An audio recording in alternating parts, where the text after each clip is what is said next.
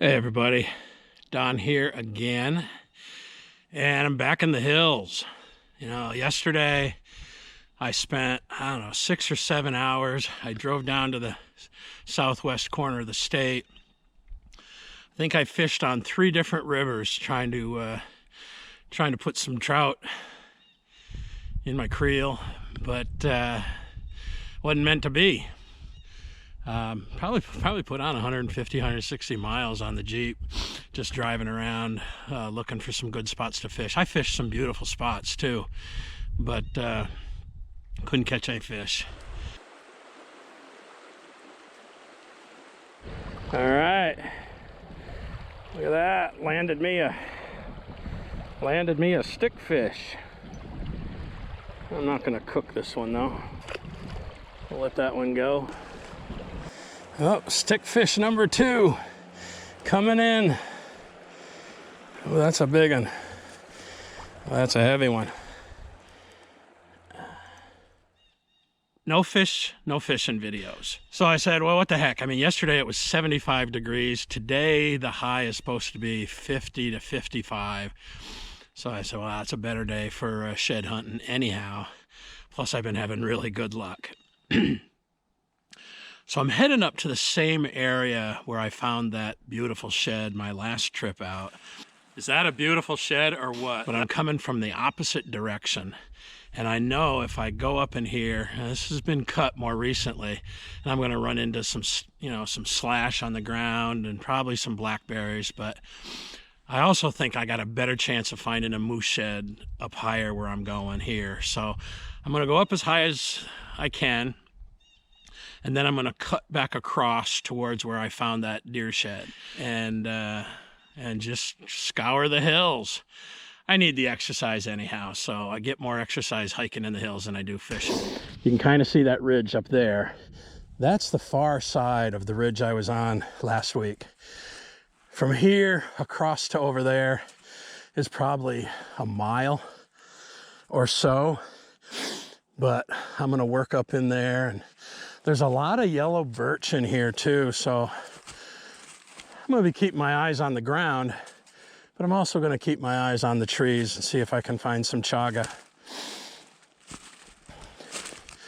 Me and Karen went on a little chaga hunt Friday evening and took Tucker with us. He actually did pretty good. We did about 2 miles, but it wasn't in the hilly stuff. Like I said, lots of yellow birch in here. I get up a little bit higher, I'm gonna be running into a lot of white birch.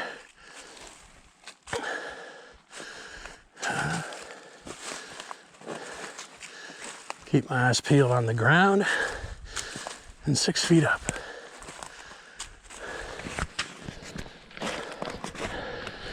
I think I found my first piece of chaga. Well, that's a good looking chunk. Look at that. Nice chunk there. 2 or 3 chunks there. I think I can reach it with my saw. Right. So I got 3 pieces of chaga up here, and then I got this one big gnarly one down here. I think I'm gonna take off these 2. I'm gonna leave that one. I'm gonna leave that one.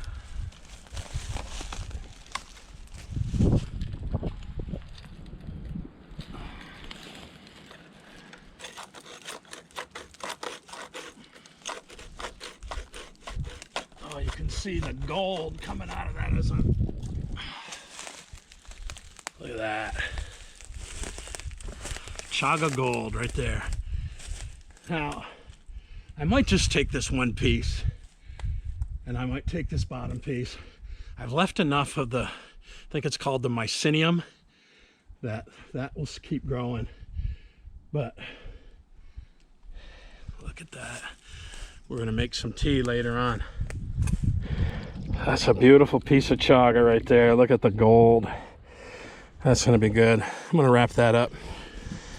You know, the reason I want to leave that chaga on the tree there is because I don't want to get greedy with it, and I don't know if I'm gonna like the tea or not. I know it supposedly has medicinal properties, but You know, I don't think there's any scientific research to prove that.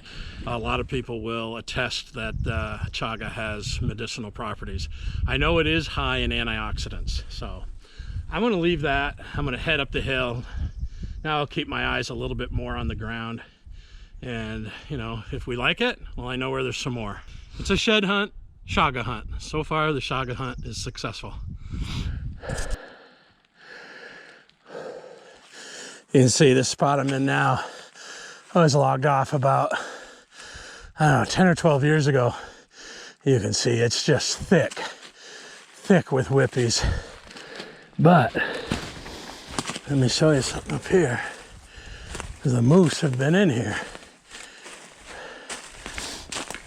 I've showed you this many times before. You see right up here where the moose have been peeling the bark off of these young maples. This is what we call green maple or striped maple. And you can see a moose has used his teeth and pulled that off and eaten that tender bark. So there could be a shed in here anywhere. I'm just gonna pick my way through it. Good to see, and that was from this winter for sure. I see more of it wherever I look around. I see more of those moose strippings, as I call them. Here's some here, here's some here. But you can tell these are from last year because they've browned up. So the good news about that is it means the moose been hanging around in here last winter, this winter. Any shed could be an old one, could be a fresh one. I'll take anything.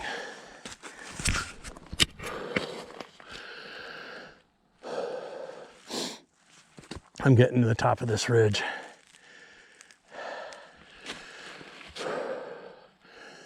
Just when you think you're near the top, there's another climb.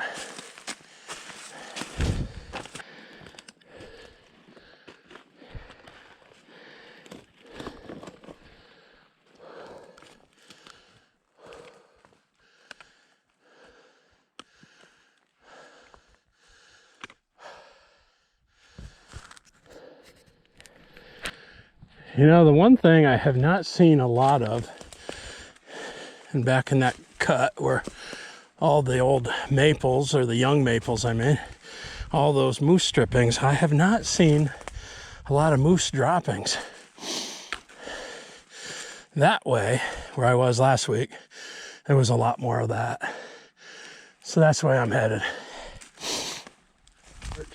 I don't know if that's a giant chunk of chaga or if that's just a burl. It's got moss growing on it.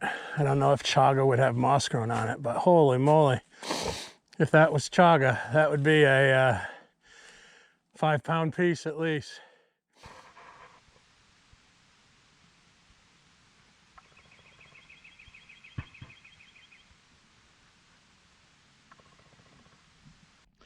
I pushed myself pretty hard today. It's I'm about three hours and 15 minutes into this hike, and I'm headed back down to the Jeep.